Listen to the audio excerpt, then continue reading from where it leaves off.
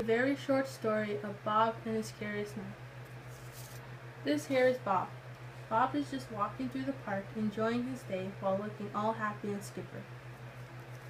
As he is walking, Bob hears music playing. As he is hearing this, he wonders and asks himself, how does the ear work when sound enters?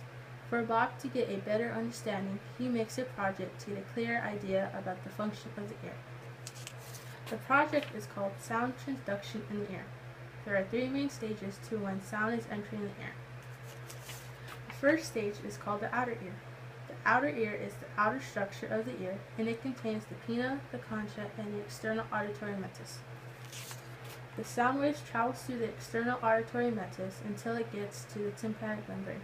The tympanic membrane is also the eardrum, and the sound waves travels through there until it hits the second stage. The second stage is the middle ear. It contains the malleus, the incus, the stapes, and the oval window, which 3 out of the 4 terms are the 3 tiny bones in the middle ear. When a sound wave has entered, it has to go through 3 main bones. The first bone is the malleus, one of 3 bones in the middle ear that makes the sound waves travel from the eardrum to the incus. The second bone is the incus, the bone between the malleus and stapes for sound waves to be traveled. Lastly, it goes to the third bone, the stapes. It is the third bone in the middle ear after the malleus and incus. After the sound waves proceeds to the 3 bones, it enters into the oval window, which leads into the third stage. The third stage is the inner ear.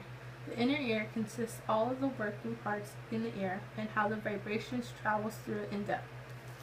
The cochlear is the cavity that contains the organ of corti, which the corti produces nerve signals in response to the sound waves. The endolymph is a fluid that surrounds the surface of the hair cells, and it also has potassium ions, which has major cation in the endolymph, and is thought to be in control for carrying receptor currents in the cochlear. The periolymph is the fluid that is surrounding the bases and also the sides of the hair cells. The vestibular consular nerve is on each side of the branches into the vestibular nerve and consular nerve. It conveys the sensory impulse from the organs of hearing and balance in the inner ear to the brain. To look even further into the inner ear, it has the stereo cell, which has the hair cells. The hair cells has functions to meet the auditory sensory function. At the base of the hair cell, whenever it's in its stage of depolarization, it sends a sensory to the auditory sensory canal.